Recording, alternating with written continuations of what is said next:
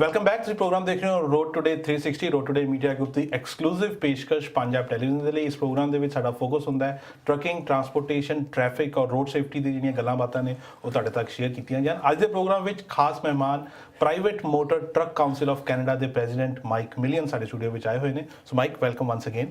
Thank you. It was an exciting, note to know your journey, how you have transformed yourself in the trucking industry, starting with the driver, and now you are leading the PMTC. Congratulations on that. Thank you. I wanted to move ahead and also talk about some of the relevant and major issues impacting the state of industry, Okay. especially trucking and transportation. So, what do you think are the major focus areas this year, 2017? Well, I think the main one that we've been working on for the last year and a half and is coming up on July 1st of 2017, where it's going to be implemented, is mandatory entry-level training in the province of Ontario. Right. We were heavily involved in that stakeholder consultation process with the Ministry of Transportation of Ontario. Okay. And continue to be, as there's still a few finer details that they're still trying to iron out. Okay. But there was over 30 consultation meetings that us, the TTSAO, OTA, Right. Durham community colleges, etc., were part of that consultation process with the ministry. Over 30 face-to-face meetings that took place over about a year span. Very, very good. I know major changes like these, they don't happen overnight. It needs a lot of strategic discussions, policy formulation, planning. So do you think this mandatory entry-level training MELT program being effective July 1st this year is going to make a big difference in the driver shortage? Because Conference Board of Canada says by 2020, the driver shortage is going to hit more than 33,000 here in Canada. Driver shortage is a separate topic that I'll touch on if you want my opinion on that one. Sure. It differs a little bit from what other people's opinions in the industry are. Okay. I truly don't believe we have a driver shortage at this point in time. Oh, really? Okay. There is one coming. There's no doubt in my mind there's one coming. All you got to do is look at the demographics, and the drivers get older and older and older every year. Okay. Yeah. However, this is something we've been talking about since I started in this industry 26 years ago. It hasn't changed. We continue to talk about driver shortage, and it's just on the horizon. The question is, do we have a driver shortage, or do we have too many trucks on the road for the freight that there is to move? Okay. I go on the latter. We have too many trucks on the road for the freight that we need to move. Okay, but don't you see a shortage of professional drivers, There's a shortage of qualified drivers. Qualified drivers. Okay, there's not a shortage of drivers. Right. There's a shortage of qualified drivers. However, everybody's said for years and years and years, the rates are too low. Okay. We don't get paid enough for what we do. Right. Okay, and I agree with that. Okay, what keeps rates down? Is it due to unhealthy competition? Rates are kept down because of supply and demand. Okay. There's too much supply and there's not enough demand.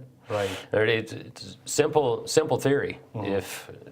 If there's 5 trucks bidding on one load, okay, the shipper is going to price shop. Yes. Right? Yeah. If there's 5 loads being bid on by 2 trucks, Right.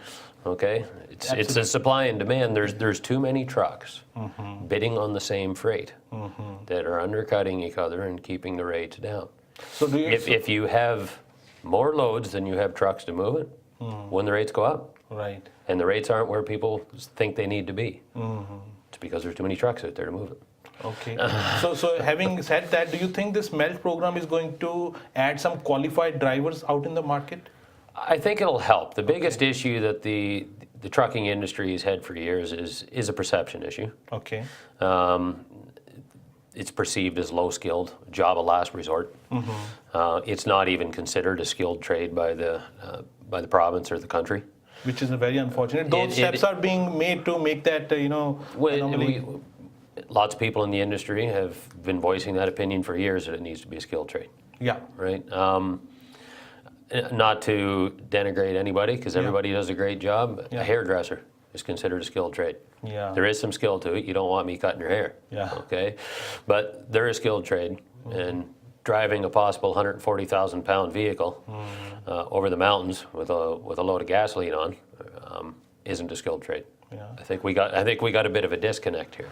Absolutely, there is a disconnect, but there was also talks and there was a release of a national occupational standard, for truck driver. Yep, Trucking HR Canada released a new knock code, which we were part of the consultation process for that. Yeah. and it defined the basics of what a driver needs. And Yes. that helped form part of what formed the mandatory entry-level training as well. Okay. I do believe mandatory entry-level training is going to help. Okay. Province of Ontario, to their credit, wanted mandatory entry-level training put in place, said it was going to get done, involved lots of consultation. Their team was great. They listened to industry. They made changes as we went along. We started out with 4 consultation meetings and expanded it to 30. the 30 that it ended up at because they realized it wasn't enough time. Okay, I believe mandatory entry-level training is a step, a step in the direction of getting this classified as a skilled trade. Okay, that sounds good. That sounds good. Talking about driver shortage, that is definitely one issue which is being faced by the industry. There are so many other elements like ELDs, electronic log devices, especially in 2017 by December, it will be mandatory in the states, right? Yes. So do you think Canada is also ready for those changes? Yes. Consultation process have already gone on with Transport Canada, Okay. CCMTA. They've had their stakeholder questionnaire already went out to the Okay. industry. We were part of the consultation process on that. Right. They are currently preparing the first draft based on a comment period that they put out there. They're preparing a draft to put in the Canada Gazette. Okay. They hope to have that by this late this winter, early this spring. They hope to Okay. have it posted in Canada Gazette Part 1. Okay. That will then open up a comment period for anybody who wants to comment on it. Probably a 60 to 90-day comment process. Right. Once that comment process is done, then they will go back, look at the legislation, make any changes that they feel they need to make out of the comment process, finalize the regs, and then post it in Canada Gazette Part 2. Okay. They hope to do that. They're saying late spring, early summer of 2017. I think more realistically, you're probably looking at the fall of 2017. Right. And then you have to put a grandfather or phase-in period in. We're pushing for a 2-year phase-in. Okay. So then you're looking at the fall of 2019. Okay, I see. Okay, now it could be the fall of 2018. They may go with a 1-year phase-in. But I think realistically, if you expect everybody who has a truck to get ELDs installed, you have to give them more than a year to do it. Absolutely. That makes it fair, fair period. Yeah.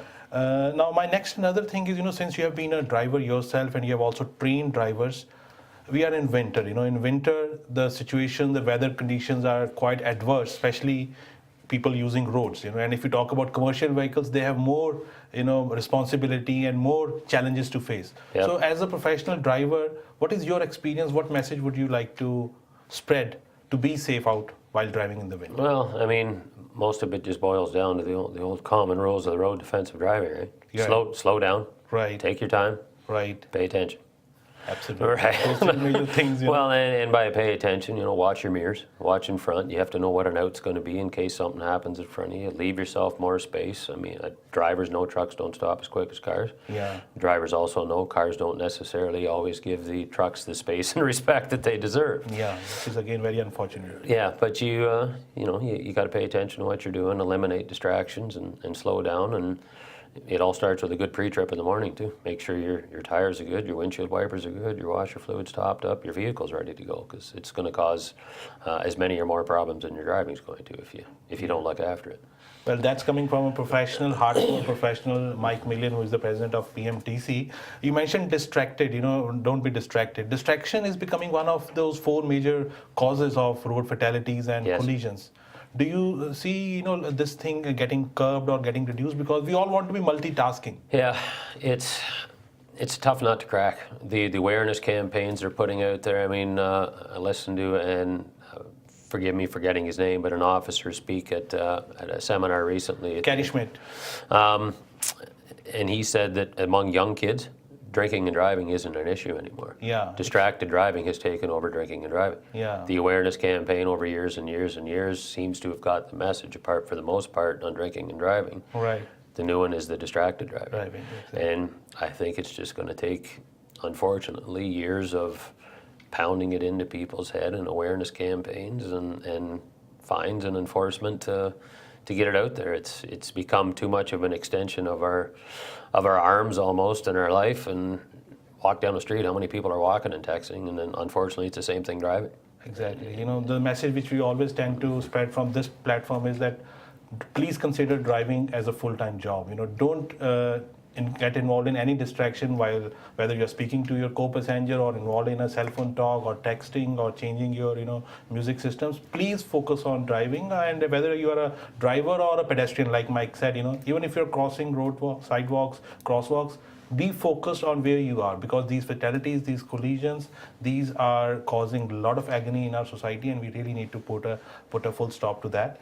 Moving ahead, tolls are coming. You know, whether you talk about high occupancy tolls, you know, which the province of Ontario is implementing in stages, they're doing in pilot projects, or you talk about John Tory's plan as the mayor of Toronto, he wants to put forward tolls on Queenie and DVP. What's your take? Our position on the tolls specifically in the GTA is that tolls, if they're going to be applied, should only be applied to new infrastructure. They should not be applied to existing infrastructure that our taxes are already supposed to have paid for. Okay, so you mean new hot lanes are good, but not the... I don't necessarily agree with tolls on a new hot lane. Okay. Unless you're going to give every vehicle access to that hot lane, including commercial motor vehicles, to have the access to use it. Right. Hot lanes, I'm going to guess, are just going to be available to passenger cars, right? So it doesn't even give the truck the option of getting on it. True. But on the bigger picture, tolls should only be applied to new infrastructure. Our taxes we're supposed to pay for the DVP, the Don Valley. And the bigger issue with trucks, we don't have a choice. Yes. Okay, the trucks aren't going to downtown Toronto because they want to. Yes. They prefer to avoid it with everything they have. Yeah. They have to go there to get the essential products and services that the people need. They could be medical supplies, they could be products for your stores. Right. And you're dinging us for an option we don't have. We can't hop on public transit. Correct. We can't put the product on public transit and deliver it to you. Yeah, it's a very challenging situation, and I do hear your concern and the concern of the larger trucking industry. So we are actually, you know, running short of time, but Mike, really appreciate your presence and your frank talk with our viewers on Road Today 360. We look forward to, you know, welcoming you down the line again, because you have so many events, seminars, conferences lined up at PMTC, and I would encourage our viewers to log on to www.pmtc.ca to have a detailed look at the upcoming events, whether it's a golf tournament or a conference or a seminar. You will definitely be excited to see what kind of information PMTC is providing. So this winds up our time at Road Today 360. I would encourage our viewers to pick up the latest copy of Road Today magazine. The January edition is out there. A lot of interesting information. And once again, Mike, thank you for all you do, and wishing you all the very best. Thanks for having me, Manan. Thank you. सो आज सीगा साडा अज दा programme अगले हफ्ते नवी मुलाकात नवी जानकारी लेके मैं फिर हाजिर होऊंगा तब तक सानू दे इजाजत और stay tuned with Punjab television see you next week